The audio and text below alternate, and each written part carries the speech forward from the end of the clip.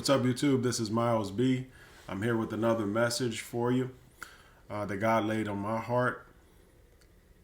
Let's talk about Lil Nas for a quick second so we can move on with this. That's the first thing I want to talk about. God said in his word that in the last days, he said it in Peter, that in the last days mockers would come and they would make fun of the Lord, saying that he is delaying in returning. And Jesus himself said that if the servant, when he sees that the Lord is tarrying before he returns, goes back and starts to drink and to beat the servants that serve him, Jesus shall come back in a day that he's unaware. And that person shall be appointed his portion with those that are wicked and the hypocrites, and he shall be cast into outer darkness, where there is weeping and there is gnashing of teeth. Lil Nas has already shown you that his mind is clearly not right.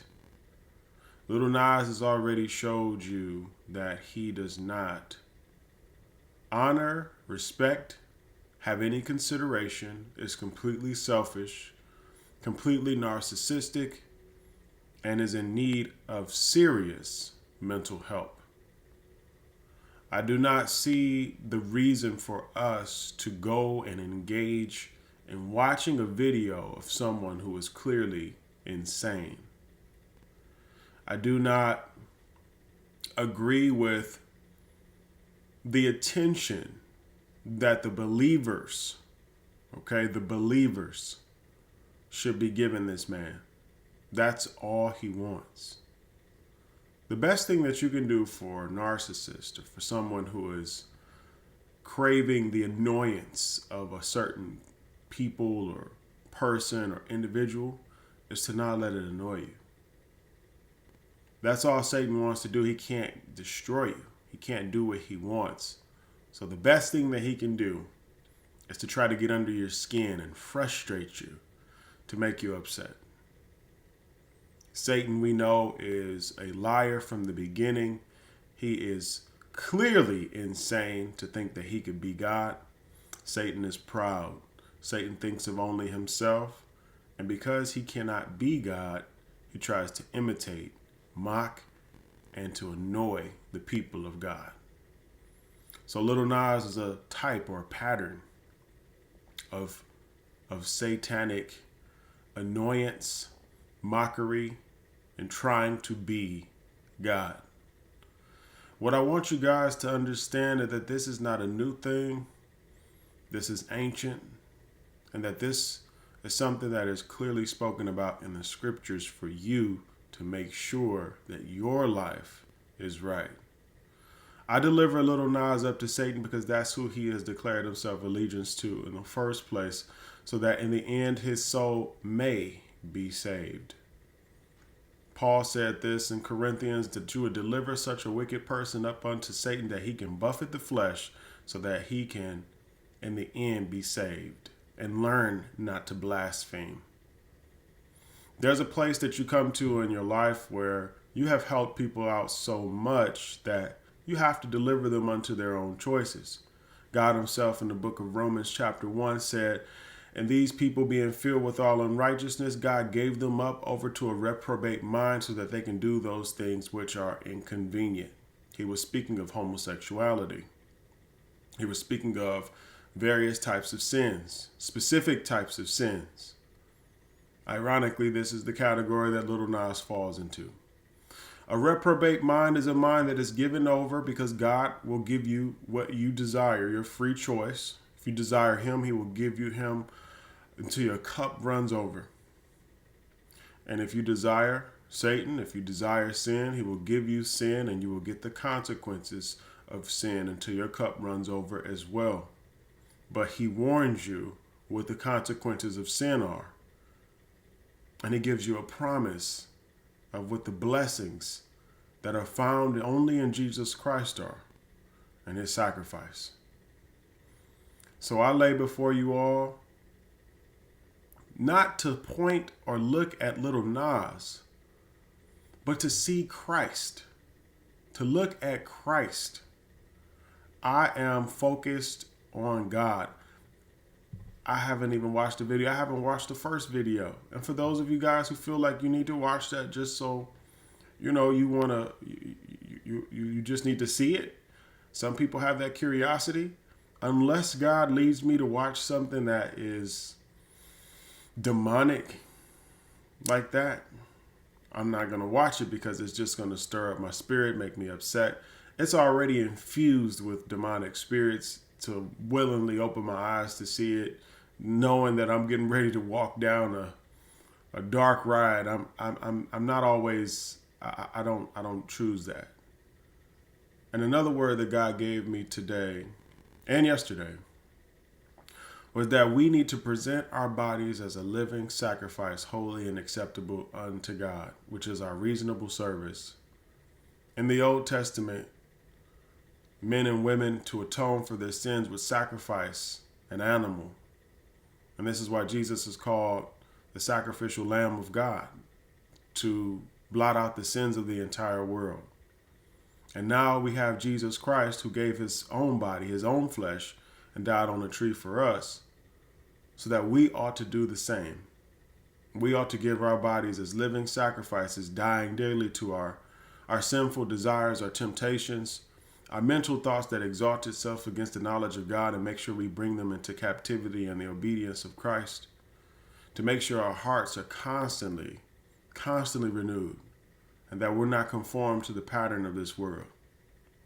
To make sure that don't let people get under your skin. And if they do for a moment, you give that to God. And let him give you your burdens. His yoke is easy and his burden is light. And every single day I have joy in the midst of whatever it is that I'm going through. There's nothing in this world that can keep me from the love of God. People have clearly gone insane. It's apparent. But there's people who are not. There's people who are in their sound mind. And I thank God for the people that's in their sound mind. I thank God for the honest people. I thank God for the truth tellers. I thank God for the whistleblowers. I thank God for the people that have integrity. I thank God for the parents that are not failing their children, but that are present, that are there watching what they watch on the internet, that are there keeping monitor of their cell phone activity, even taking it away, taking the technology away, allowing the kids to be bored for a period of time so that they can actually develop some good social skills and an imagination. Making sure that you're in tune with the spirit to know what's going on in your child's life, and being a parent. That's really my word right there, is that I come across so many kids that the parents, it's possible to fail as a parent, okay? I just want y'all to know that. It's possible to fail as a parent. It's possible to have seasons of success and seasons of where you could have done better. But I'm talking about just failing. Like, what are you doing?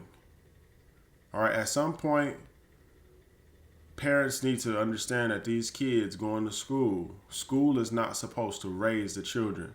School is to teach the children their basic fundamentals of like business and critical thinking and math, the basic things that you need just to be a worker in life. It's not even to go to the top and be a leader. Those leadership qualities are something that you get instilled into you. It's a gift given by God and developed through the interactions that you have and your parents speaking life into you and helping you to see who you are as a person, so that you're confident enough to where people want to be around you and are influenced by you. No matter what is going on, you stand firm in your convictions. And this is something that's taught in the first place, the first classroom. That's the home. I pray that God gives the parents, if you are a single parent, I pray that God gives you the discernment to be able to go into your son or your daughter's closet and to check and to go through their clothes, go through their backpack, check on their homework. Don't just take their word for it. Make sure they're doing what they say, because kids lie. They don't understand completely the consequences of their actions all the time. You can tell them the same thing a million times, and the next day you got to tell them again.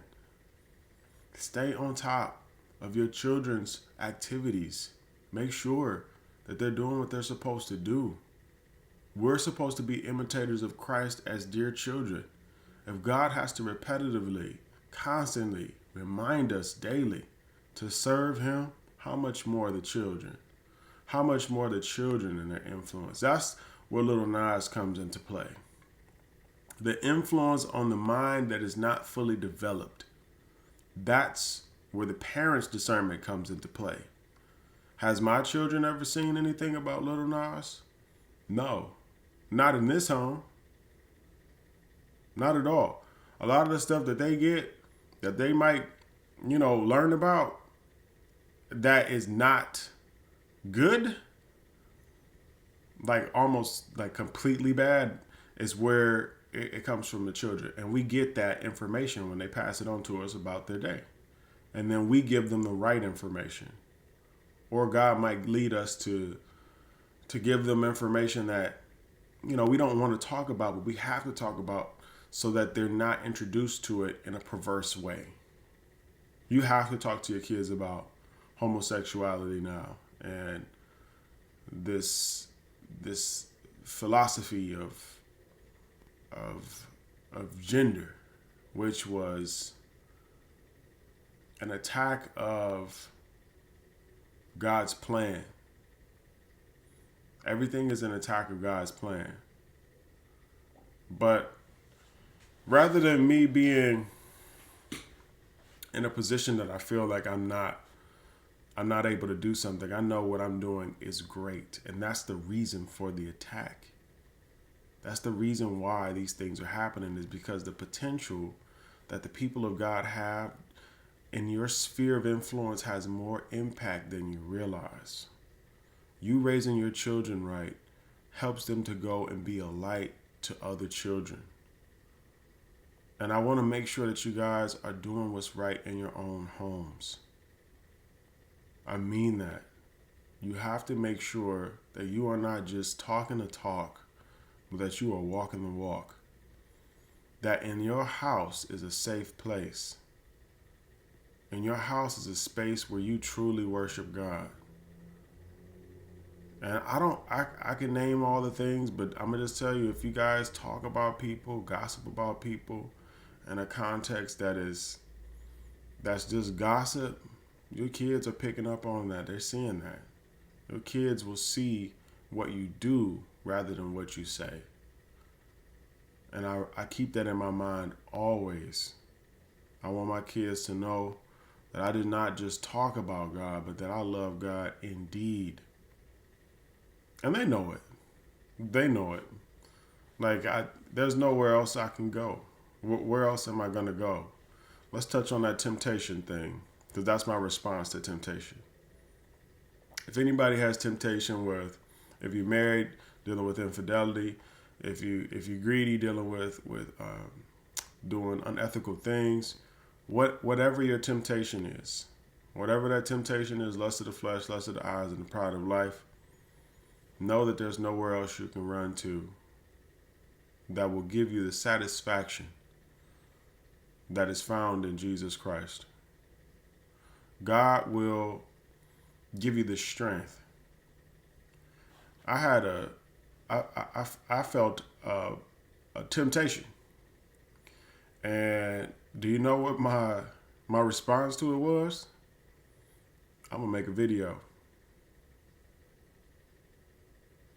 I'm going to glorify God. I'm going to present my body as a living sacrifice, holy and acceptable unto God, which is my reasonable service. And when I get off here, I'm going to feel much better. I'm going to know that I chose God. I choose him every single day because he's so faithful to me. I haven't done anything to deserve it, but he's faithful. And because he's so faithful, he taps into another area of my life, devotion and faithfulness. As far as the rest of these fools and these clowns, out here dancing around, parading around, acting like they God, God's going to deal with them. The Bible calls fools fools. So I am not out of pocket. I'm not out of order. Scoffers and mockers, your day is coming. Your day is coming. And God is warning you. He's warning you. It's going to be worse than you ever thought. It's going to be worse than you ever imagined. God's going to humble every living soul, Satan included, to where you cower and you quake and you tremble and you shake and you beg and you plead, but it's going to be too late. Now is the time of salvation. All these people with these God complexes because they are so small in their souls. They think they got the world and they're wrapped around their finger. And of a truth, those that are deceived, they do. They've done some unethical things that has granted them short bursts of power in exchange for their integrity, their sanity, anything of self-worth, anything worth God, anything. They've given their soul over, basically, so that the devil can apport them a kingdom for a short amount of time.